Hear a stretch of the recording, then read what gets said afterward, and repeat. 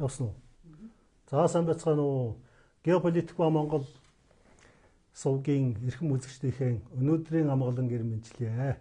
За өнөөдөр Монгол улсын гадаад хэргийн сайд басан Эрдэнэчилүү сайдыг мөн урьж авчраад байна. Өнгөрсөн удаад бас урьж авчирсан. Тэгээ бид хоёр бол нэг хэсэгтээ 7 хоног бүр Монгол гадаад олон улсын байдлын талаар нэвтрүүлэг хийж байхаар тохиролцсон. Сайхан намарч байна. Сайхан намарч байна. За үйл болж байна. За хүүтэн сэргэн ирж байна. Монгол улсын улс төрийн байдал бас амаргүй болж ирж байна. Гадаад нөхцөл байдал бол мэдээж урдын адил ширүүн байгаа. Тэгэхээр дэлхийд дахин тэр чигээрэл ер нь ураа босгоо байна. За тэгэхээр өнөөдөр та бид хоёр олон улсын өнөөдрийн дэлхийн хамгийн халуун цэг болсон Украины дайны одоо тэр дайн гарах болсон учир шалтгааны тухай жоохон илүү гүнзгий дотгошоо орж ярилцаа гэж ингэ шийдсэн байгаа. Тэгэхээр энэ талаараа ярилцъя. За тэгээд түүний одоо яриа нэвтрүүлэг эхлэхээс өмнө дууны нөхцөл байдал нэвтрүүлмээр ер нь болж ийн үгүй юу? Манай үзэгчид комментоор хэлж өгвөл сайн байна. Хүмүүсээ хараад дуу сонсогдож байна уу, дуу хэвэн байна уу хэлээд өгөөрэй. За бидний нэвтрүүлэг бол одоо сайн дурын тэгээд одоо иргэний сэтгүүл зөв гэх юм уу? SNS тийм ээ, social network ашигласан ийм нэвтрүүлэг. Тэгэхээр бид нар өөрсдөө л ингээд одоо нэвтрүүлэг хийж байгаа. Нэвтрүүлэг хийн гэдэг бол их тийм амар зүйл бас биш юм аа. Одоо ингээд дууны чанар гайгүй байх ёстой. Дүрс энэ бас нэг боломжийн стандарт хангасан байх ёстой. За тэгээд би ингээд нөгөө нэвтрүүлэг хийж явах явцдаа нөгөө янз бүрийн юм хянах ёстой болдог. Тэгээд ярилцж байгаа хүнээ төр орхиод нөгөө юмаа ингээд дэлгэц рүү хамдаад юм хүмүүстэр хийдэг. Хүмүүс шүүмжилж юм лээ. Та одоо хүм урьж авчирчаад тэгээд ингээд өөр юм анхаарал хийгээд байх юм аа. Тэгэхээр энэ нөхцөл байдлыг ойлгоороо та бүхэн бид нар хамтдаа энэ нэвтрүүлгийг ингээд хийж байгаа гэдгийг ойлгоороо. Дууны байдал хэвэн байна уу? Сонсогдож байна уу хүмүүсээ? За шеэр хийгээд манайхан бас шеэр хийгээд өгөөрэй. Тэгээ олон хүнд хүрэх ёстой. За тэгэхээр дууны байдал хэвэн байх шиг байна. За ингээд нэвтрүүлэгтээ оръё. Өнөөдрийн бидний ярианы ерөнхий агуулгын дэлгэсэндээ харуулсан байгаа та бүхэн анзаарч байгаа. Украинд дайн гарах болсон шалтгаан гэж. За үүний дотор нь дайны өмнөх нөхцөл байдал. Тэгээ 2014 оны Майданы одоо төрийн төрийн эргэлт. Тэгээд Минск 1-2 хилцээр түүний үйл явц. За гуравт нь Донецк, Луганск, Запорожье, Херсон гэдэг ийм дөрвөн улсын хувьцаа яаны тухай, нөхцөл байдлын тухай. Тэгээд ер нь Украины дайн гэдэг чинь төрөмгийлэл мөн үү? Одоо энэ дээр бол жишээ маргаантай яригддаг. Энэ мэд сэдвүүдийг хөндөө гэж тохирлоо. Та яриа эхлэх үү? За тэгээ. За тэгээд түрүүчийн 7 хоногт бидний анхны нэвтрүүлгээр Украины дайнтай холбогдуулаад бид нэлээд тодорхой юм ярьсан. Уул нэг 30-35 минутанд багтаа гэсэн чинь бараг бүтэн цаг эзэлчихсэн байна лээ. Тэгэхээр би бол аль болохоор товчхон бас ярихыг хичээе. Тэгэхээр одоо энэ Украинд дайн гарах болсон шалтгааныг бол манайд бараг ярьдгүй юм байна лээ. Ажаад байхад. Тэгэхээр 22 онд ингээл дайн эхлэхэд надаас телевизүүд ярилцлага авч ийсэн. Тэн дээр би бол бас нэлээд тодорхой ярьж ийсэн л да. Тэгээ хэд удаа би ярьж ийсэн тухай. Тэгэхээр энийг бол би зарим одоо би миний бодож байгаагаар бол ер нь заримдаа бол бас тэр болгон бүх хүнд төрч чадахгүй шүү дээ. Тэгэхээр бас зарим зүйлүүдийг давтаад ярих нь зүйтэй болов уу гэж бодсон юм. Тэгэхээр энийг бол яриад бас иргэддээ сайн ойлгуулад өгвөл бас хүмүүс өөрсдийнхөө бодлоо илэрхийлэх, дээр нь өөрсдөө дүгнэлт хийх боломжтой болно. Илүү зөв дүгнэлт хийх боломжтой болно л доо. Тийм учраас тэн дээр бид нар анхаарах хэрэгтэй. Гэдэг утгаар өнөөдөр энэ Украинд дайн гарах болсон шалтгааны талаар ярих гэсэлдээ илүү тодорхой ярих гэж. Тэгэхээр одоо эргээд юуг ин харъя л да. Энэ дайн одоо эхлэхээс өмнөх одоо улс төр энэ түүхэн нөхцөл байдал ер нь ямар байсан бэ? Энийг нэг эргээд харахад бол би гэмгүй байх гэж бодож байна. Тэгээ уг нь бол би түрүүчийн бас нэг нэлээд 2-3 жилийн өмнө ярьжсэн өгчээсэн ярилцлагатаа бол ерөөсөө энэ хүүтэндээ анхилсан аль 45 оноос л хойш байдлыг бол нэлээд тодорхой ярьж байсан тал бий. Тэгэхээр одоо энэ би нэг цаг хэмнэх үүднээс би аль болохоор товчлох үүднээс бас ер нь энэ зөвлөл холбоот ус задарсан энэ 90-ад оны ихэнх үеэс ерөөсөө яриагаа эхэлдэг юм билүү гэж бодож байна л да. Тэгэхээр зөвлөл холбоот ус ингээд 90-ад оны ихэр л задарлаа. Бие даасан одоо 15 улс бий боллоо. Тэрний хэд тэрний нэлээд хэсэг нь НАТОгийн гишүүн болчлоо. Тэр үед бол ер нь өрнөд энэ хүйтэн дайнд одоо яллаа гэд өрөндийн улс орнууд бол одоо тийм баярлаж хөөрөлдөж байсныг хүмүүс санаж байгаа байх гэж би бодож байна. Яг одоо энэ 90-ад оны эхээр би өөрөө Нью-Йоркод манай нэгдсэн үндэсний байгууллагын дэргэдэх байнгын телевизийн газар ажиллаж байсан. Тийм учраас би яг энэ бүх юм яриа хөөрөө энэ нүүбдэр бүгд ингээд бас тодорхой хэмжээгээр ч биш их тодорхой нүүбдэр одоо тусгалаа болдог учраас би тэр мэдээллийн яг дунд өөрөө байж байсныг сайн санаж байна. Тэгэхэд үнэхээр одоо улс орнууд бол юу гэж бодож ирсэн бэ гэхээр ерөөсөө л одоо ингээд хүйтэн дайнд дуслаа. Одоо ингээд дахиж одоо дайн дажин гарахгүй. Одоо ингээд бүгдээрээ ингээд сайхан хамтраад ажиллаад сайхан одоо аж төрөөд явах юм байна гэсэн ийм ойлголт дэлхийн улс орнуудын дунд бол нэлээд түгээмэл байсан. Тэгээ энэ тухайгаач Нүүбийн ерөнхий ассамблеийн чуулганууд дээр одоо оролцож ирсэн төлөөлөгчд бол үг хэлж байсан төлөөлөгчдийн тухайгаа бол ярьж ирсэн. Манай төлөөлөгчд ч гэсэн яг энэ маягаар бас ярьж ирсэн тал бий. Тэ. Энэ бол тэр үеийн одоо нэг тодорхой хэмжээний тийм хөөрөл бий болсон байсан үед л дээ. Тэгээ тэр үед зөвлөл холбоот ус задарнаа гэдэг чинь хэрэг дээрээ одоо социалист ертөнц байхгүй болчлоо гэсэн үг. Тэгээд энэ чинь хуучин чинь одоо дэлхийн ертөнц чинь одоо хоёр туйлтал байлаа шүү дээ. Нэг талдаа НАТО. Америк нэгдсэн улсын тэргүүтээ НАТОгийн өрнөдийнхэн. Тэгээд социалист орнууд зөвлөл холбоот улс тэргүүтээ улс орнууд байсан. НАТО нөгөө талд нь одоо Варшавын гэрээний орнуудын байгууллага байсан. Ингээд энэ хоёр тухайн үедээ эн чинь НАТО чинь 49 онд байгуулагдаж байсан. Тэрний хариуд нь зөвлөл холбоот улс социалист бусад Европын орнуудтайгаа хамтраад 1949 онд Варшавын гэрээний орнуудыг байгуулсан. Байгууллагыг байгуулсан. Тэгэхээр ингээд сөргөлдөөд хоёр зогсож ийсэн. Тэгэхээр 45 онд та нар бүгд мэдж л байгаа бах. Тэгээ Фултон гэж хотод Английн ерөнхий сайд тэр үеийн ерөнхий сайд Черчилль үг хэлсэн. Тэгээд тэр үг хэлсэн өдрөөс эхлээд дэлхийд хүйтэн дай эхэллээ гэж үздэг юм. Тэ. Үнэхээр ч тийм үг хэлсэн. Тэ. Тэгээд тэр үед бол ингээл хүйтэн дай чи үргэлжилсээр байгаа. Тэгээд үндсэндээ 90-ад оны ихээр энэ хүйтэн дайны үйл явц өөрөө зогслоо. Тэгэхээр энэ одоо тэгэхээр 90-ад оны ихээр ерөөсөө Варшавын гэрээний орнуудын байгууллага байхгүй болчихлоо. Тэ. Тэгэхээр НАТО ер нь байх хэрэгтэй байна уугүй юу гэдэг асуудал бас аяндаа гарч ирсэн. Яагаад НАТОг бас адилхан байхгүй болгодоггүй юм бэ? Тараадаггүй юм бэ гэдэг асуудал гарч ирсэн.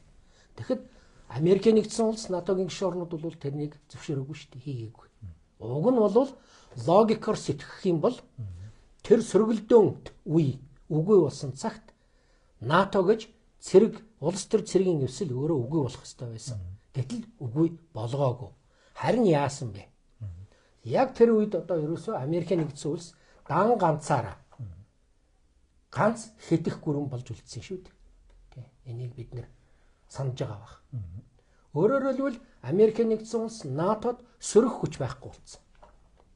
Хоёр тулд ертөнц гэж би сая ярьж ирсэн тэр үгүй болчихлоо. Тэгэхээр одоо Америк нэгдсэн улс яг хэрэг дээрээ дэлхийн хөгжлийг удирдан чиглүүлэгч нэг ёсондоо лидер гэж өөрийгөө өргөмжилсөн нь илэрхий болоод явсан шүү дээ. Тий. За тэгээд тэр үйл ажиллагааны дунд юу болсон бэ? Одоо өнгө тосголууд болсныг одоо хүмүүс санаж байгаа баг. Тий. Өнгө тосгол гэдэг бүр нэр одоо оноочсон байсан. Одоо жишээ нь бол Серб энэ өнгө тосголуудын чинь ерөөсөө өрнөдийн орнууд тэр дотор Америкийн нэгдсэн улс л тэр өнгө тосголуудыг чинь санхүүжүүлж байсан шүү дээ. Тэгэхээр энэ одоо жишээлбэл Серб байж байна. Тэрний өнгө тосголын нэр нь бол бульдозерын хувьсгал гэж нэрлэдэг юм байна лээ. Тэгээд Гүржид Сарнаан хувьсгал гэдэг. За тэгээ Украинд Улбар шар хувьсгал гэдэг. Киргизэд одоо алтан зул цэцгийн хувьсгал гэдэг. Арменд хилэн хувьсгал гэдэг. Ливанд хуш самарны хувьсгал гэдэг. Ийм хувьсгалууд тэгэл бий болж эхэлсэн л дээ. Тэгээ эн чинь Монгол оронд чинь бас 90-ад оны ихээр юу боллоо одоо та нар бас мэдж байгаа шүү дээ. Бас бид нар арчлалын замаар хөгжиж эхэлсэн. Америкийн нэгдсэн улсын нөлөө маш их байсныг бол үгүйсэхгүй. Энэ тухай өнөөдөр би ярихгүй, дараа ярьж магадгүй. Ер нь бол одоо энэ 96 оны сонгуулиас аваад үтсэн ч гэсэн энэ асуудал би хөсөгдөж яригдах байх гэж би зүгээр бодож байна. Тэгэхээр ерөөсөө одоо ингээд 90 оноос хойш ч өнөөдөр байдал ямар болчих вэ? Ийм юмнууд одоо үйл явцсан гэдээ явж байна. 90 оноос ч одоо үндсэндээ 35 жил өнгөрчихлөө. Тэгэхээр ямар өөрчлөлтүүд одоо ингээд гарч байгаа. Энийг одоо эргээд бид нэр харъя л да. Энэ үг түүхээ харъя. Оросын холбооны улс бол одоо эдийн засгийн хувьд дэлхийд 4-т гараад ирлээ. Энэ ямар тооцоогоор гаргадаг вэ гэхээр худалдан авах чадварын тэнцэл гэж байдаг юм байна. Тэргээр тооцоод гаргахаар өнөөдөр Оросын холбооны улс дэлхийд 4-т орж байна. Нэгдүгээрт бүгд найрамдах хятад ард улс, хоёрдугаарт Америкийн нэгдсэн улс, гуравдугаарт нь Энэтхэг, тэгээд дөрөвт нь Оросын холбооны улс гэж байна. Тэгээд тэрний дараа Япон, Герман, Бразил, Индонез, Франц, Англи гэд жагсаад явж байгаа жишээтэй. Тэгээ одоо өөрөөр хэлбэл зөвлөл холбоот улс энэ хугацаанд маш их төргөн хөл дээрээ босоод ирлээ шүү дээ. Энийг л би хэлэх гээд байна л да. Яагаад өнөөдөр чинь бид дэлхийн ертөнцийн маань одоо нэг туйлт ертөнц биш болчихлоо. Өнөөдөр олон туйлт ертөнц болоод хувирчихлаа гэж яриад байгаа учир шалтгаан нь үүнтэй холбоотой. Өнөөдөр чи хэд хэдэн том туйл гараад ирлээ. Шинээр одоо жишээлбэл байгууллагууд бий болоод ирлээ. Одоо Шанхай хамт ажиллагааны байгууллага гэдэг одоо мундаг нэг том байгууллага. Засаг төрийн засгийн газар хоорондын байгууллага бий болоод гараад ирлээ. БРИКС гэдэг одоо бас нэг тийм нэгдвэл гараад ирлээ. Энд ч одоо их олон улс орнууд одоо орж байна. Тэгэхээр энэ чинь юу харуулж байна вэ гэхээр ерөөсөө дэлхийн ертөнцид бол их том өөрчлөлт гарч ирж байна. Одоо бүгдээрээ л ярьж штэ. Тектоник одоо том систем том өөрчлөлтүүд гарч ирж байна гэж ярьж байна. Тэгэхээр энийг одоо жишээлбэл юу яая л да? Жишээлбэл Оросын холбооны улс бол одоо зэвсгэлийн хүчил чадлаараа Америкийн нэгдсэн улсыг зарим үзүүлэлтээр төрүүлээд гараа явууллаа шүү дээ. Тий. Одоо шин зэвсэг гараад ирлээ. Шин технологиор гарч ирж байна. Одоо дронууд гарч ирж байна. Дээр нь одоо бүр маш их хурдан нисдэг буужингууд гарч ирж байна. Тэгэхээр энэ зарим одоо Оросын одоо тэр пуужин болвол тэр орешник гэж одоо нэрлэж байгаа пуужин байна шүү дээ. Хөнөөх чадлаараа цөмийн зэвсгээс тухтахгүй тийм хүчтэй зэвсэг болж гарч ирж штэ. Тий. Энэ тухай би бас тухайн үедээ бас ярьж илээсэн. Тий. За тэгээд Оросын холбооны улс ингээ гараад ирлээ. Цэрэг зэвсгийн хувьд бол Оросын яг эдийн засгийн хувьд бол Америк, Хятад, Энэтхэгийн төвшөнд арай хөрөхгүй ч гэсэн цэргийнхэн өөрийнхөө хүчин чадлаараа бол ерөөсөө Америкийн нэгдсэн улстай энэ тэнцүүхэн зарим талаараа дээшээ гараа явцсан. Тэгэхээр бол жишээлбэл одоо Америкийн гадаадын том эрдэмтэн мэрэгдэд цөмөрөл одоо Оросын холбооны улсыг бол хэд их гүрэн гэж супер держав гэж хэд их гүрэн супер одоо гүрэн гэж одоо нэрлэл гараад хэлээд явж байна л да. Тий. Тэгэхээр одоо Хятадыг аваад үзье. Бүгд найрамдах Хятад улс би энэ талаар нэг сонин мэдээ Сингапурын нэг одоо нүүбэд бас элчин сайдаар ажиллаж байсан одоо судалгаагаа хийдэг хэд хэдэн ном гаргасан элчин сайд Махбубани гэж хүн байдгийн. Би тухайн үед хамт бас нүүбэд ажиллаж байсан. За энэ хүн бол их сонин тоо мэдээ хятадын талаар гаргасан байна лээ. Саяхан бас нэг том ном гаргасан. Хятад ялсан уу үгүй юу гэдэг. Тий. Тэгэхээр тэр номондоо мань хүн юу гэж бичиж гэнэ үү гэхээр 1980 онд Европ эдийн засгийн үзүүлэлтээр Хятадаас 8-аас 10 дахин том байсан гэж. Өнөөдөр Хятад Европтой энэ зэрэгцээд ирлээ. Өөрөөр хэлбэл 2025 онд. Бүхэл Европтой шүү дээ. Тий, бүхэл Европтой. Европын холбоотой. Тий. Тэгээ бас нэг тооцоо гаргасан байна. 2050 он гэхэд Европын холбоо Хятадын 50% л болж хувирна гэж байна. Тэгэхээр Хятад ямар их эрчимтэй хөгжих вэ гэдэг үйл явцын үндсэнд нь бол гаргаад ирж байна л да. Тийм. За дээр нь одоо энэтхийг одоо аваад үз. Энэтхэг ямар байлаа? Өнөөдөр өсрөнгүү одоо хөгжлөөрөө дэлхийн хамгийн хүчрэх орнуудын тоонд гараад ирчлээ шүү дээ. Тийм учраас бол одоо хүчний тэнцвэр гэж одоо ярьдаг да гадаад бодлогын мэргэжилтнүүд. Энэ хүчний тэнцвэр бол хурдтай одоо өөрчлөгдөж байна. Тэгээд энэ дээр одоо бас тийм саар мэдээнүүд гэж хэлэхэд Америкийн нэгдсэн улс 90-ад оноос хойшохын үед бас зэвсгэлийг хязгаарлан хоригдуулах тэгээд дээр нь итгэлцлийг бэхжүүлэх чиглэсэн хэд хэдэн чухал олон улсын гэрээ хэлцээрээс дангаараагаар явчлаа.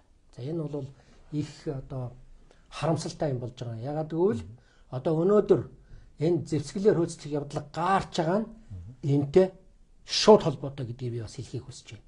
Энэ дээр би ганц хоёр жишээ хэлье л да. 1972 оны Пожингийн зэвсгээс хамгаалах гэрээ гэж байдаг. За энэ бол ерөөсөө гэрээнд энэ зэвсгэлийг хураахтай холбоотой гэрээнүүд дотроос хамгийн чухал гэрээ гэж байгаа. 72 онд байгуулсан. Энэ бол хоёр талын гэрээ. Тухайн үед зөвлөл холбоот улс Америкийн нэгдсэн улс хоёр байгуулж ирсэн. Энэ юу вэ гэхээр ерөөсөө өөрийнхөө нутаг дэвсгэрийг хамгаалах ямар системээр хамгаалах уу, ямар газар нутгаа хамгаалах уу гэдгийг тодорхойлцсон байж байгаа. Жишээлбэл Америк бол цорын ганц газрыг хамгаалах үүрэгтэй. Тэр нь өөрийнхөө газар дор болсон пуужингуудаа хамгаална гэж байгаа юм. Зөвлөл холбоот улс тэр гэрээгээр Москвагаа хамгаална гэдээ байсан. Өөрөөр хэлбэл тэр цөмийн зэвсэгтэй том тэр пуужингууд чинь зөвлөл холбоот улсын хувьд зөвхөн Москвагаа л хамгаалах үүрэгтэй. Бусдын өөрөөр хэлбэл устгах гэсэн үг. Америкийн нэгдсэн улс Вашингтоныг гэж хэлээгүй цөмийн зэвсгээ хадгалж байгаа. Тэр Minuteman пуужингуудыг хадгалдаг тэр газрыг хамгаалцсан байгаа байхгүй юу. Тэгэхээр энийг ингээ хамгаалаад байна. Тэгээ өөрөөр хэлбэл зэвсгэлээр хөөцлөх явдлыг хязгаарлахад маш их чухал гэрээ болсон байгаа байхгүй юу. Өөрөөр хэлбэл давшилтын пуужин нэмэх шаардлагагүй болчихж байгаа юм. Тэгэхээр энэ бол их чухал гэрээнээс Америкийн нэгдсэн улс гараа явчихсан.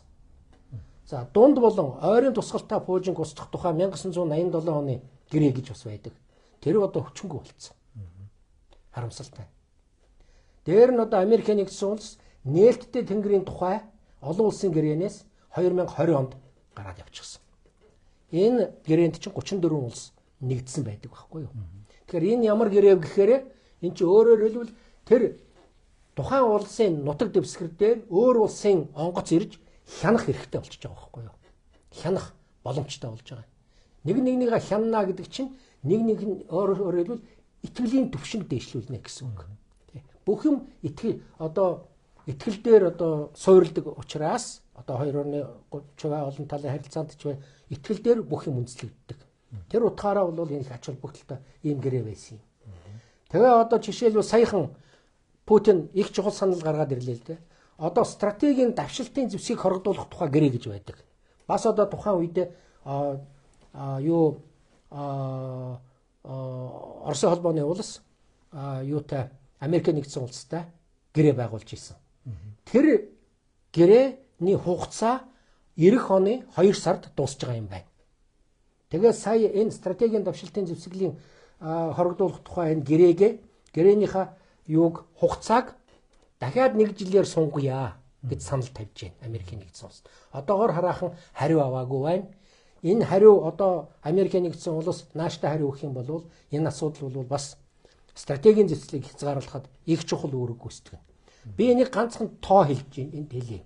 Тухайн үедээ одоо энэ цөмийн зэвсэг, цөмийн цэнэг гэж ярьдаг. Тэ. Цөмийн хамгийн их хэмжээний цөмийн зэвсэг үйлдвэрлэсэн 2 орн зөвлөлт Америк 2 байж байна. Тухайн үедээ зөвлөлт 40 гаруй мянган цөмийн цэнэгтэй байсан. Америкийн нэгдсэн улс 33 байна 36 мянган цөмийн зэвсэгтэй байсан. Энэ дэлхийг хэдэн 10 дахин устгах тийм зэвсэгтэй байсан. Тэгэхээр энэ гэрээгээр чинь одоо яаж цөмийн зэвсгийг хоригдуулж гэнэ үү гэхээр нэгдүгээр цөмийн зэвсэг тээвэрлдэг пуужингуудын тоог 700-аас илүү гаргахгүй гэд яатсан байж. Тэр чинь хэдэн мянгаар яригдж байгаа шүү дээ. Дээр нь тэр цөмийн цэнэгийн асуудал. Би одоо 40 мянга 30 хэдэн мянгатаа байсан гэж ярьж шүү дээ. Одоо аль аль нь 1550 цөмийн цэнэгээс илүү байж болохгүй гэд хязгаарлалцсан байж байна. Энэ бол маш их ач холбогдолтой л да. Яг бол одоо 40 мянган цэнэгтэй сууж байсан дээрүү 1000 цэнэгтэй сууж байсан дээрүү гэд бодоод үзэлтэй. Тэр чинь ямар их хэмжээний зэвсгийг устгаж гэнэ үү? Ямар их хэмжээний мөнгө хэмнэж гэнэ үү гэдэг бас харагдаж байна. Дээр нь чинь итгэлцэл нэмэгдэж байна. Дээр нь аюулгүй байдал нэмэгдэж, аюулгүй байдал илүү одоо тогтвортой. Олон улсын байдал илүү тогтвортой болж байна гэсэн үг байгаа байхгүй юу? Тэгэхээр энэ талаас нь бол харж явах хэрэгтэй л дээ. Тэгэхээр тухайн үедээ бол энэ мэрэгжлийн улсууд нь хэлж байна л дээ. Ер нь Орос, Америк хоёр нэг нэгийг бүрэн ус устгахад 100 цэнэг л байх болно гэж. 100хан ширх цэнэг байхад л нэг нэгийг бүрэн устгах боломжтой гэдэг юм байна. Тэгэхээр өнөөдөр цэнэг тушуу. Тэгэхээр цэрэг одоо өнөөдөр цэрэгийн зардал одоо яаж их нэмэгдэж байна вэ? Одоо бүр гайхалтай юм. Одоо бид нар 70-аад оны үед би санаж байна 70-аад оны ихээр нүүбдэр бидний манай төлөөлөгчдөд хэлж байсан үг за бусад орнуудад хэлэлгчдийн хэлж байсан үгэн дотор орж ил байсан. Тэр үед Америкийн нэгдсэн улс зэвсгэлэлдээ нийтдээ 200 тэрбум доллар зардаг байсан. Өнөөдөр Америкийн нэгдсэн улс 1 их 80 доллар зарж байна. Бараг. За дэрэгд нь Хятад 300 гаруй тэрбум доллар зарцуулж байна. За Оросын холбооны улс 150 тэрбум доллар зарцуулж байна. Одоо чинь даймантай холбогдоод эн чинь Оросын одоо жишээлбэл цэргийн зардал бол бас их нэмэгдээд явж байна л да. Тэгэхээр одоо 150 160 тэрбум доллар хүрсэн гэсэн мэдээлэл байгаа юм байна лээ. Тэгэхээр эн чинь юу гэсэн үг вэ гэхээр ерөөсөө дайны аюул занал нэмэгдэж байна л гэсэн үг. Дайны аюул занал нэмэгдэж байна. Тэгэхээр ерөөсөө дайн гарах шалтгаан ерөөсөө л Украин НАТОд элсэх асуудлаас л үүдэлтэй гэдгийг ерөөсөө Америкийн Европын одоо том эрдэмтэн мэрэгд цөмөрөө ярьж штт. Бүгдээрээ ярьж байна. Тийм учраас бол ерөөсөө НАТОд элсэхээс эн чинь одоо 2008 онд та нар санаж байгаа. Ерөөсөө анхнаасаа 90-ад оны ихээр 92 онд Аав Буш байсан штт ерөнхийлөгч. Тэр үед НАТОг ер нь яах вэ гэдэг асуудал яригдж хагаад ерөөсөө юу яая. Оросыг улам доош нь дарахын тулд одоо НАТОд Европын одоо зүүн Европын орнуудыг хэлсүүлье. Ерөөсөө өргөтгөхөд явъя гэсэн үзэл бодол тэр үед батлагдаад ирсэн байхгүй юу. Тэгээд 1999 оноос эхлээл НАТО өргөжөд эхэлсэн. Тэгэхээр анх байгууллагахдаа 12 улс байсан. 49 онд.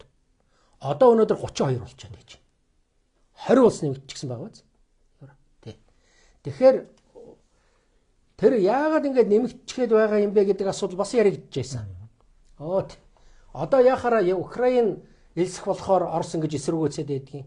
Өмнө нь хичнээн олон улс орчход байж хахад юугаа хараад сууж исэн маягийн юм манайхан бас ярьдгийм байна лээ. Тий. Тэгэхээр би тэднэрт бас тэгж ярьж байгаа хүмүүст бас нэг хариу хэлмээр байна. Тэгэхээр ерөөсөө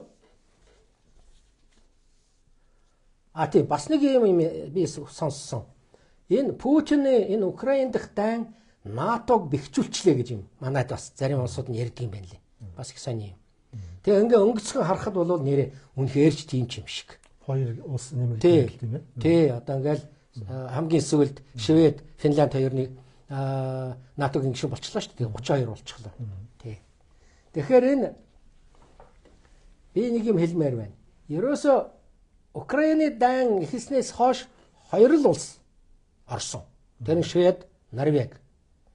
А Украины дан эхлэхээс өмнө 99 оноос хойш бараг бүх улсууд орсон шүү дээ. Тий. Тэр өөрөөр хэлбэл би хэлэх гээд нэг НАТОг өргөдөх үйл явц чинь бол аль дээр үеэс эхэлсэн. 92 оноос эхэлж гисэн. Украины дайнаас болоод одоо НАТО гэнтхэ өргөжөөд эхэллээ гэж ярих нь учир дутагдaltaй гэдгийг би хэлэх гээд байна л да. Тэгэхээр 91 оноос хойш бол 20 улс илссэн. Дараа нь тэгээд дан эхэлснээс хойш Швед, Финланд хоёр. Тэгэхээр энэ дээр би бас дахиад манайханд сануулъя л да. Энэ бол хүмүүс сануулж авахгүй болохгүй юм шиг байна.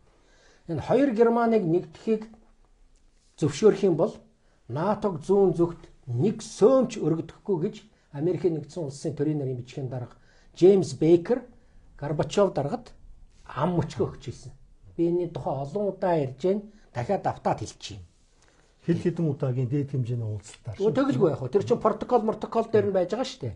Гагцгүй би тухайн үедээ бас юу гэж Оросыг шүүмжилж зөвлөлтийг тухайн үедээ шүүмжилж ирсэн бэ гэхээр ерөөсөө энэ Горбачов ерөнхийлөгч бол яах ёстой байсан гэхээр ерөөсөө л за тэрвээ тэгжил байгаа юм бол нэг сөмч өргөдөхгүй гэж байгаа юм бол гэрээгээр энийгээ баталгаажуулъя. Гэрэн дээр гар өвсөх зурья гэж хэлэх ёстой байсан байхгүй юу? Энэ бол gentleman's соглашение биш шүү дээ. Gentleman agreement гэж байдгийг. Амаар яриад тохирдог. Энэ бол олон улсын хууль эрх зүйн практикт бол хэрэглэгддэг гэдэг. Тэгэхдээ одоо нэг нэгэндээ итгэхээ байцсан байна улс орнууд. Тийм учраас бүх юмыг цаасан дээр буулгаад гарын өвсөж зураад тамгаад ардаг байх хэрэгтэй байна. Тэгэхээр энэ утгаар бол би Горбачов дараагийн тухайн үедээ бол би алдсан болов уу гэж боддог байхгүй юу? Энэ тухай нөгөө Жак Матлокгүй дэлгэрэнгүй ярьдаг тийм ээ. Магадгүй тий. Элчин сайд байсан. Тий, Матлок тий. Тий. Тэгэхээр энд бас нэг юм ойлгох хэрэгтэй. Би бас тайлбарах хэрэгтэй. Яагаад одоо Оросууд тухайн үедээ юу өргөдөхийг зогсоож чадаагүй вэ? Гэхээр нэгдүгээр тэр үеийн Оросын холбооны улсын улс төр эдийн засгийн байдал бол маш их хүнд байсан. Туулын хүнд байсан. Энийг бид нар ойлгох ёстой. Тэр үед байж тогтвортой төр засаг байгаагүй шүү дээ. Улс орноо цоо шин нөхцөл байдалд хэрхэн яаж авч явах вэ гэдэг асуудалтай өөрсдөө тулгарчихсан. Төр засаг нь яаж хөгжихөө мэдхээ байдсан. Тэр төлөвлөгөө, хөтөлбөр, тэр бодлогоо гаргаж бараг чадахгүй.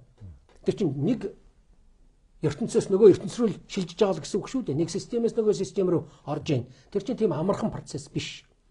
Тэгээд Оросын дотоод байдал, эдийн засгийн байдал ямар их хүнд байлаа да. Тэр рублийн чинь одоо юу үнцэн бүр огт байхгүй болсон. Тийм үед байсан. Тэгээд дээр нь бас нэг юм мартахгүй байх хэрэгтэй. Тэр үеийн ерөнхийлөгч чинь бас нэлээд асуудалтай ерөнхийлөгч байсан шүү дээ. Тий. Энийг бол би садруулж нэг яриад хэрэггүй байх гэж бодож байна. Ер нь тийм ерөнхийлөгчтэй байсан учраас бол үнэхээр Оросын холбооны улс бол хөл дөрөөж зогсож чадахгүй.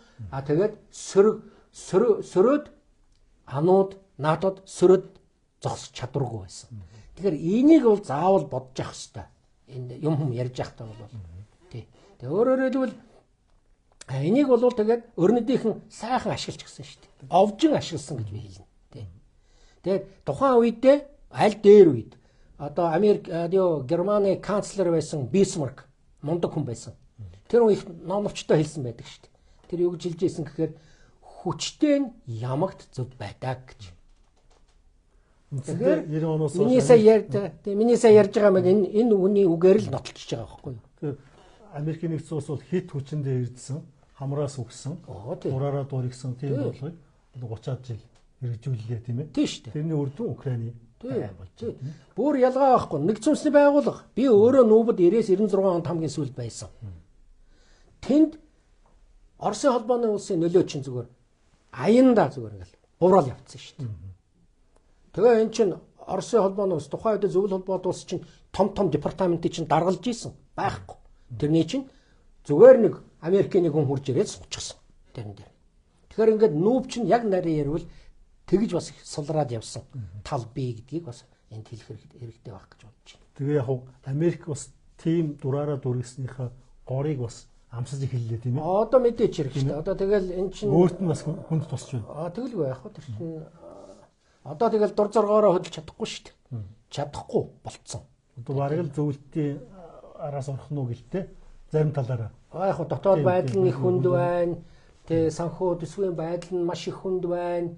Дээр нь Америкийн нэгдсэн улс чинь бол юм болгонд оролцдог улс шүү дээ. Тэ. Тийм учраас энийг ч бас дараа бас ярих гэж бодлоо. Тий, болно тий.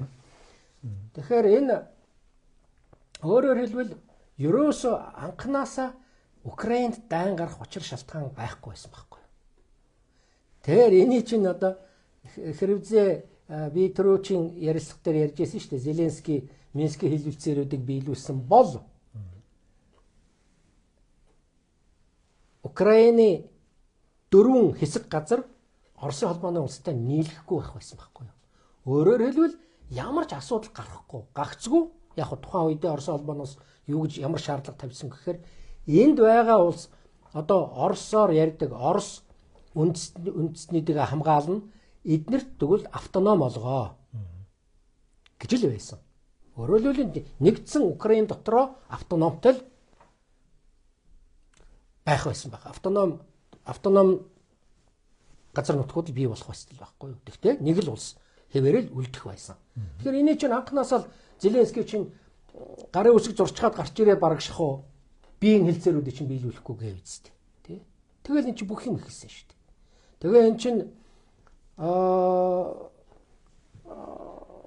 дээрээс нь бүр хэвгүй нэг юм болсон би түрүү ярьжсэн түрүүчийн нэвтрүүлэг дээр ярьжсэн Германы канцлер Ангела Меркель дээр нь ерөнхийлөгч Францын ерөнхийлөгч Франсуа Олланд хоёр чинь анханаас нь Минскийн хэлцээрүүдийг байгуулсан учир нь бол цаг хожгол зорилготой байсан. Өөр юу ч байгаагүй. Тэр үед нь одоо 7-8 жил хугацаанд Украиныг маш их хүчтэй зэвсэглэж өгөх, бэлэн айрамтай болгох, тэгээд Оростой байлдуулах. Тийм л зорилго тавьж ирсэн шүү дээ. Тэгээ энийг элен далангуй ярьж хахад одоо Оросын холбооны улсыг төрөмгийлүүллээ гэж ярих нь бол би учир дутагдaltaй гэж бодож байгаа байхгүй юу. Тий. Өөрөөр хэлбэл энэ нэг бас их эвгүй муухай президент үүсгэж байна л да, зуршил бий болгож байна. Тэр нь юу гэхээр олон улсын гэрээнд гарын үсэг зурчаад, баталчаад тэрнийг хэрэгжүүлэхгүй байна гэдэг чинь олон улсын хэлэлцээрийг үнгүйдүүлсэн алхам болсон гэж дүгнэж байна. Дүгнэхээс өөр арга байхгүй. Тэгэхээр эн чинь одоо олон улсын гэрээн дээр нэгэн гарын үсэг за би нэг тэрнгөө 5 жилийн дараа ч юм уу одоо жилийн дараа ч юм уу хэрэгжүүлэх байчна гэсэн ойлголтыг л хүмүүст улс орнуудад ийм л сигнал өгж байна шүү дээ. Тэгэхээр энийг бид нэр бодож явах хэрэгтэй л дээ. Олон улсын эрхцүү тэгвэл ямар хэрэг байгаа юм? Улс орнуудын хоорондын харилцаанд хэрэггүй болж шүү дээ. Хэрвээ байгуулсан гэрээ хэлцээрүүдэд хэрэгжүүлэхгүй л гэж байгаа юм болбол тийм. Тэгэхээр энэ дээр бол бодууштай маш их юм байдаг. Олон улсын харилцаанд ерөөсө харилцаа чинь өөрөө итгэлцэл дээр суурилдаг байхгүй юу?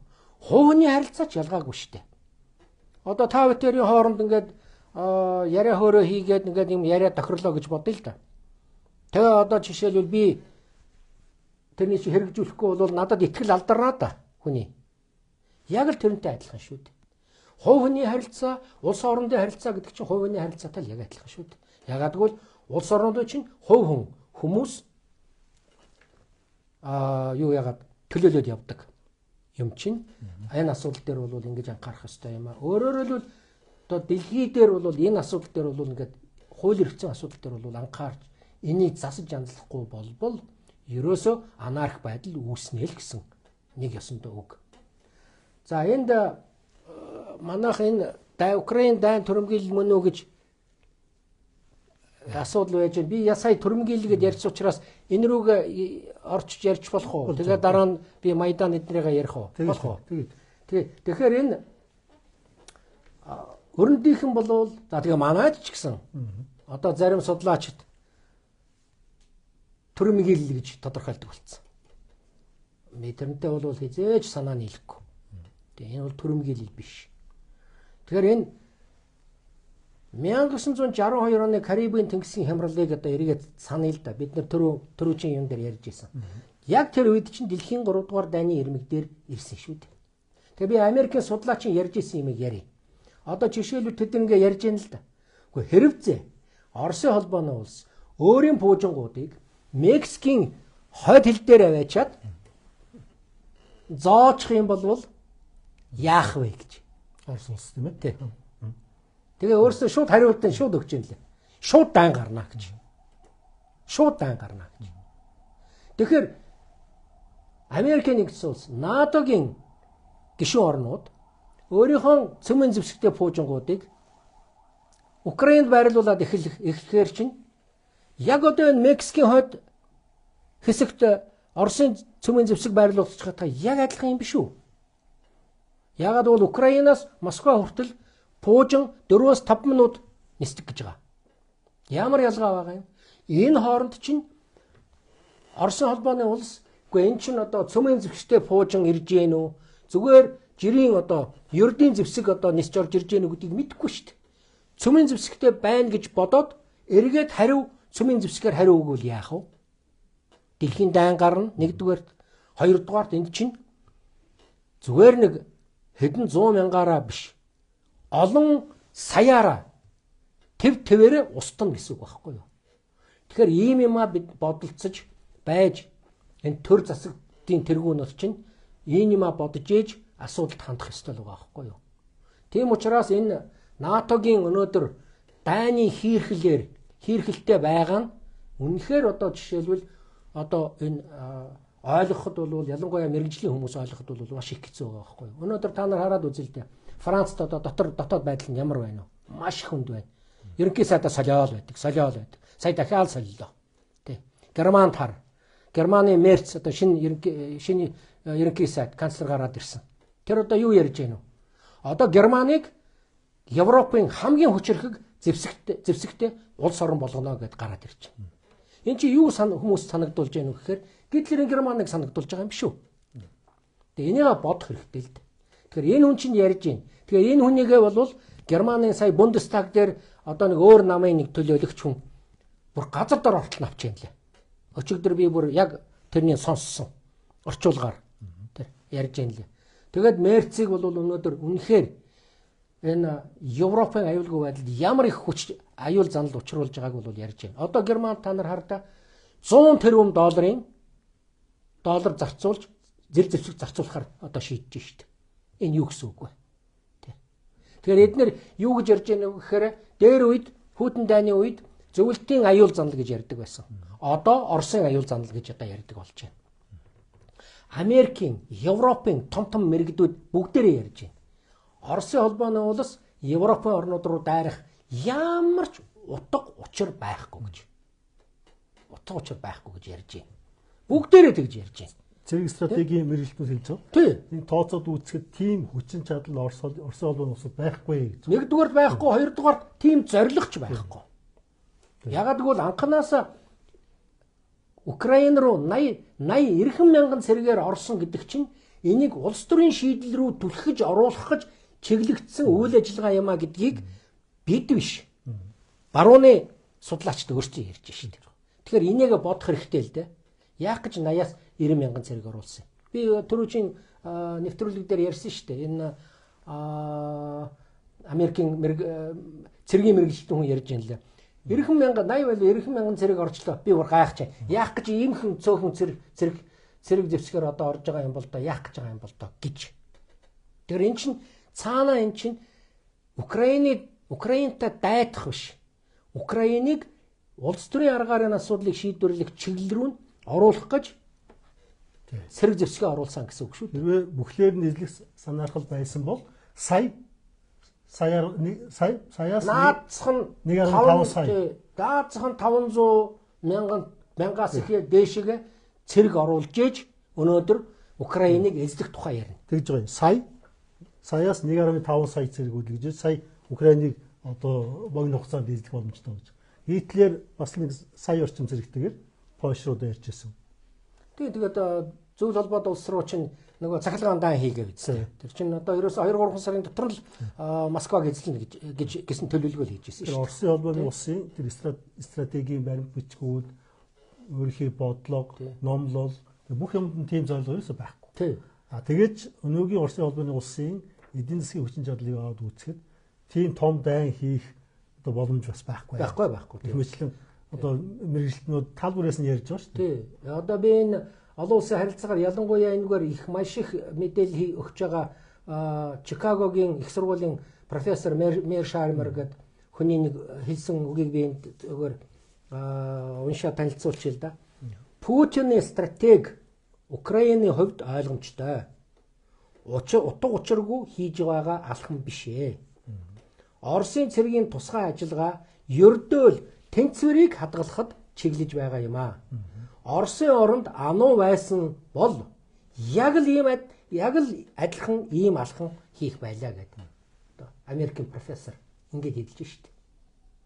Тийм учраас би бас нэг юм хэлмээр байна л да. Заримдаа ингээд хүмүүс жаахан төрөмгийл гэж ярьдаг хүмүүс жаахан дургу хүрээд би тэгээ ингэдэг байхгүй юу? Төрөмгийл гэж ярьж байгаа манай судлаачид тийм мундаг юм бол яагаад ерөөсөө Америкийн улсыг шүүмжилдэггүй юм бэ?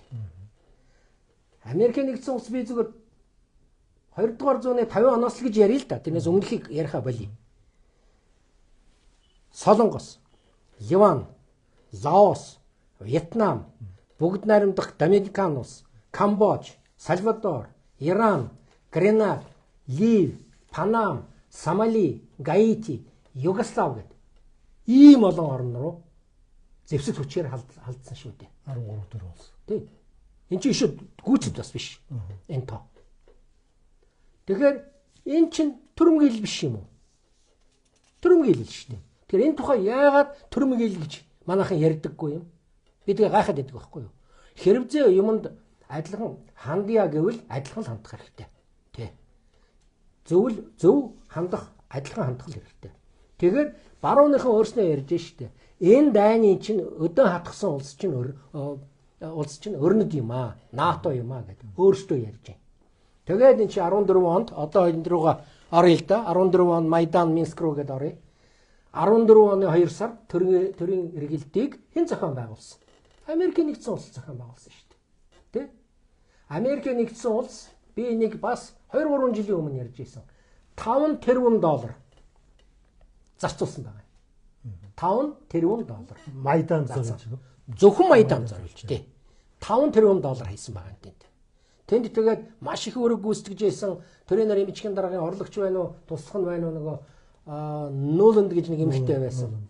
Тэр эмэгтэй бол одоо энийг зохион байгуулсан. Гол хүн. Гол хүн шүү дээ. Тий. Тэгэхээр одоо ерөөсөө тэр яасан? Яагаад ийм байдал бас үүссэн бэ гэхээр ерөөсөө энэ Орос иргэдэг хяхан авчиж ирсэн. Оросоор ярихыг бүр хуулиар хариулчихсан. Сүм хийдүүдийг хаасан. Тэр зөндөө мэдээлэл байгаа шүү дээ. Сүм хийдүүдийг хаагаад тэр сүмийнх нь одоо хүмүүсийг зодож бариад л сүм хийдээс нь хөөж гаргаад л алан хядлага явуулсан. Тий, явуулсан тий. Тэгээд ийм байна нэгд. Хоёрдугаарт энэс чинь болоод Украины зүүн хэсгийн ард иргэд юу яатсан байхгүй юу? Кордон байгуулад. Тэгээд Украины төр засагтаа байлдаж эхэлсэн байхгүй юу? Тэгээд тэр үед одоо 8 жилийн туршид төр засгийн газар нь Украины төр засгийн 8 жилийн туршид цэргийн хүчээр довтолж 13-аас 10,000 хүний амь насан төрсөн гэж байгаа шүү дээ. Тэр нь Донецк, Луганскийг би ярьж байна л да. Тий. Тэгэхээр Донецк, Луганск хоёр зүгээр суугаагүй. Хэрвээ ингэж л байгаа юм бол ерөөсөө тэгэл тусгаар бие дасна улс байгуулна гээл. Тэгэл 14 оны 4 сард тусгаар тогтнолоо аль аль нь зарласан. Тэгээд тэрний чин дараа Запорож гарч ирсэн. Тэгээд Херсон гарч ирсэн. Өнөөдрийн байдлаар би түрүүн бас ярьж ийсэн. Одоо Украин нутаг дэвсгэрийн 20%-ийг Оросын холбооны улсад алдсан байгаа. Тэгэхдээ 20% гэдэг чинь одоо яг энэ дөрвөн хэсэг газрын чинь одоо засаг захиргааных нь хувьд ярих юм бол бүрэн газар биш. Өнөөдрийн байдлаар зөвхөн Луганскийг бүрэн чөлөөлчихөд байгаа гэсэн үг. За энэ дээр би төрөмгийллийн тухай ярил л да бас өргөжлүүлээд ярив. Энд 2 хоёр улс одоо байгуулагдаад Донецк, Луганск хоёр ч байгуулагдчихад Путинд загтал ütсэн шүү дээ. Одоо бид нэр ингээд тоглоомын засгийн газар одоо тэр Украины тоглоомын засгийн газартаа бид байлдаж байна, бид нар туслаач гэж.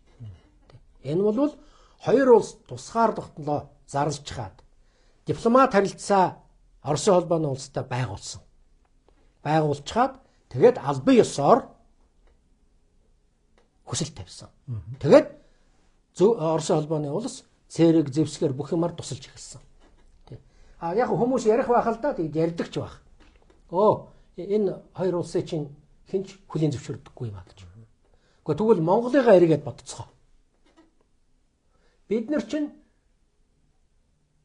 одоо 48 онд одоо 21-с 48 онд зөв одоо социалист орнууд бий болсныхаа дараа 48 онд Зөв Европын цөөн хэдхэн оронтой 7-8 улстай дипломат харилцаа тогтоосон шүү дээ.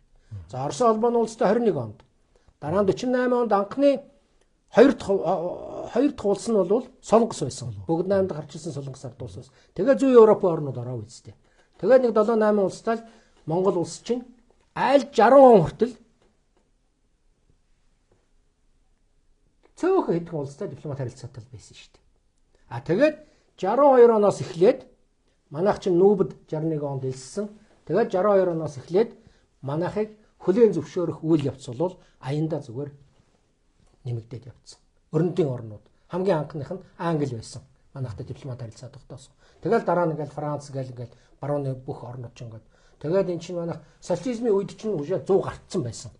Одоо бол манайх чинь нүүбийн гишүүн бараг 193 оронтой бараг бүгдээрнтэй дипломат харилцаа тогтоосон байгаа байх. Тий. Тэгэхээр манай өөх түүхийг өөрсдийнхөө үр түүхийг бас бид нар эргээд үзэх хэрэгтэй л дээ.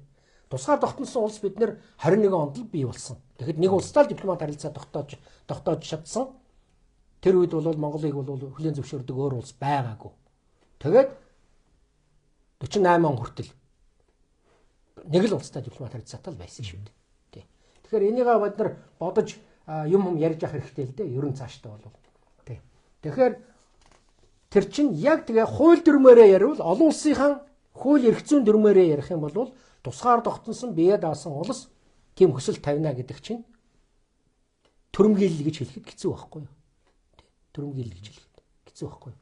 Одоо Монгол орн ч ялгаа байхгүй шүү дээ. Тухайн үед 30 хэдэн онд халах гол дээр ямар байдал үүслэе?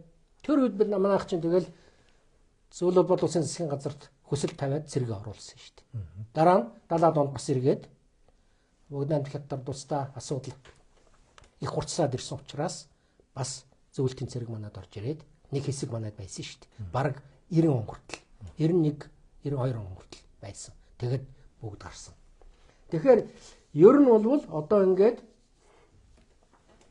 асуудал бол Луганск, Донецк энэ дөрвөн газрын хувьд бол асуудал бол ийм байна. Энэ бол Оросын холбооны улсын үндсэн хуульд орчихсон дөрвөн хэсэг газар байж байгаа.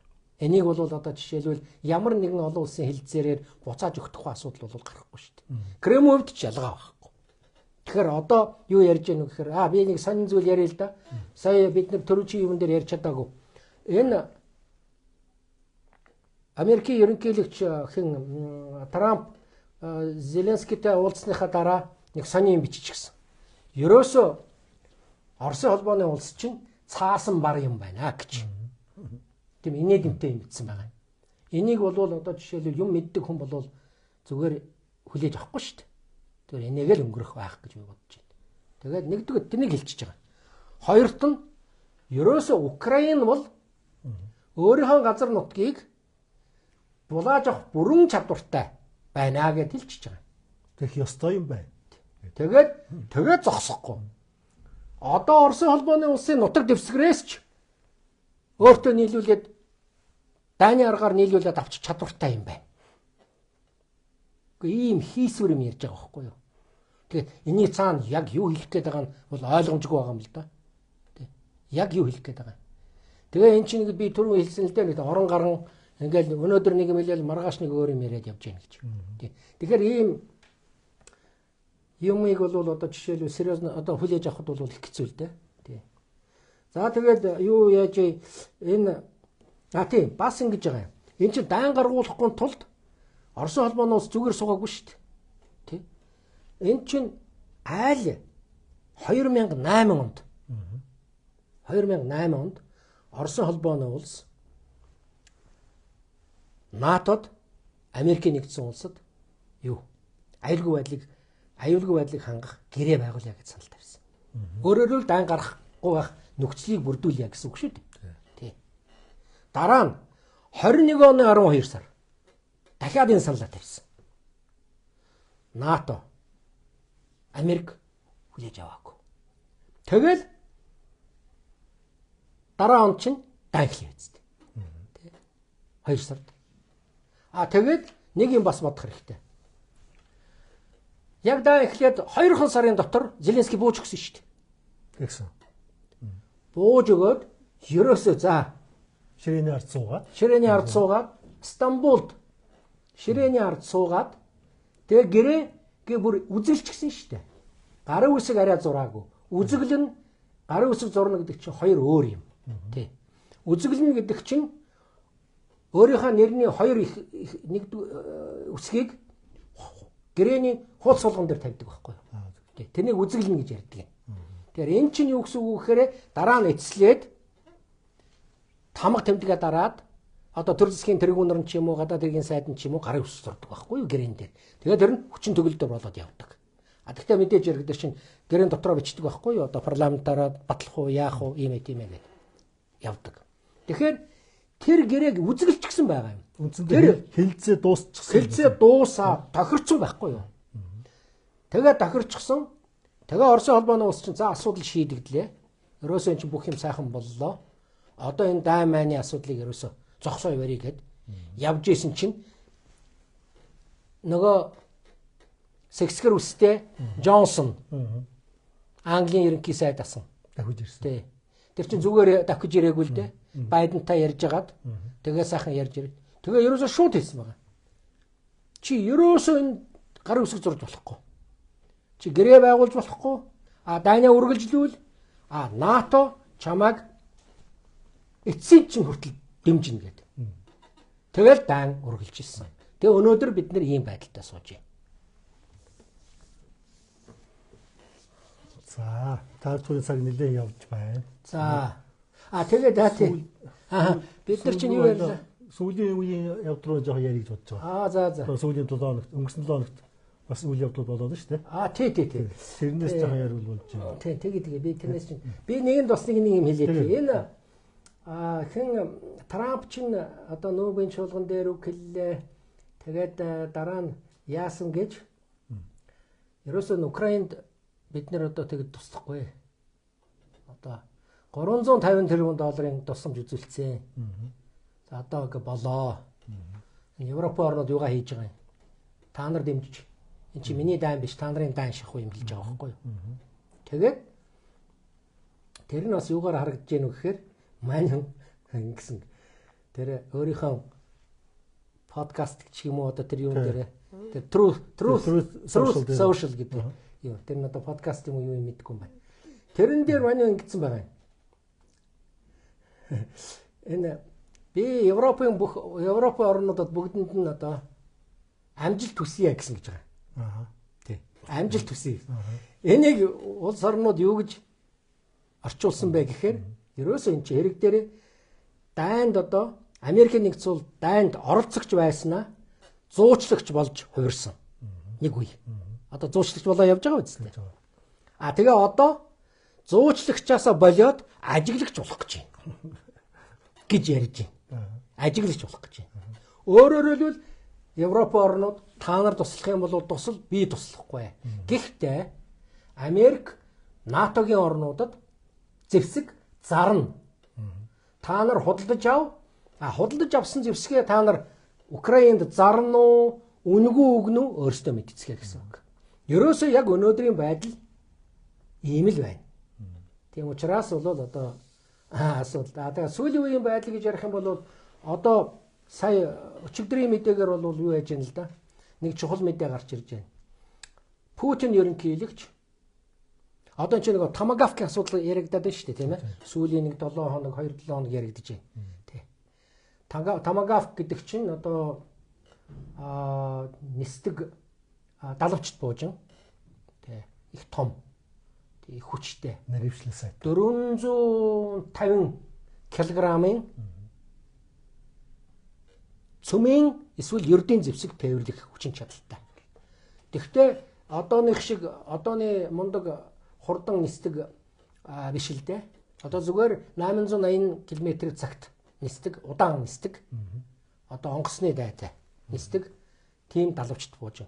Түүний нэг онцлог нь бол бүр ерөөсөө яг заасан газараа очиж наривчлал байгаа ундаг. Ийм их нарийн зэвсэг байгаа юм. Тэгэхээр энийг хэрэв энийг ч нийлүүлэх Украинд нийлүүлэх тухай асуудал яригдаад байгаа байхгүй. Тэгэхээр Байден гэн Трамп бол ер нь зарчиж магадгүй гэсэн юм яриад байгаа байхгүй. Тэгэхээр энд хариуд нь Путин юу гэж хэлсэн бэ гэхээр хэрэв та нар Томагавк пуужинг Украинд нийлүүлэх юм бол Орос Америкийн харилцаанд том зохилт болно шүү. Байдал маш их хурцтай шүү гэж хэлсэн. Тэгээ одоо энэ чинь ингээд явж байгаад одоо энэ асуудал чинь өнөө маргаашгүй шийдэгдэх гэдэг нь шүү дээ. Ер нь Томагавк одоо чи өнөөдөр хинтээ уулзж байгаа. Зеленскийтэй уулзж байгаа. Тэгээд өчигдөр Путин санал тавьсан байгаа юм. Хоёулаа утсаар яриа гэж. Тэгээ хоёулаа утсаар ярьсан. Тэгээ аль нь дараа нь товчхон мэдээлэл хийсэн байна лээ. Одоо жишээл ялангуяа Америкийн ерөнхийлөгчийн тэр мэдээллийг телевизээр гаргаж байна лээ. Ерөөсөө одоо энэ яриа их тийм үр дүнтэй сайхан яриа болж өнгөрлөө гэж байна. Тэгээ юу тохирвоо гэхээр дээд хэмжээний уулзалтыг ойрын үед Будапештэд Унгарт гэсэн үг. Будапештэд хийхээр тохирчлоо.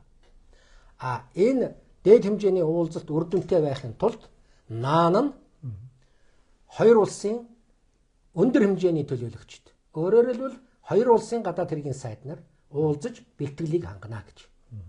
Энэ бол их нааштай үйл явц. Яг гэвэл энэ нэлээд хэдийн юм дээр тохирох би бололцоо гарах болов гэж бодож байна. Гэхдээ юу гэрээ мэрэнд гарын үсэг зурах тухай асуудал би ярьж байгаа юм биш.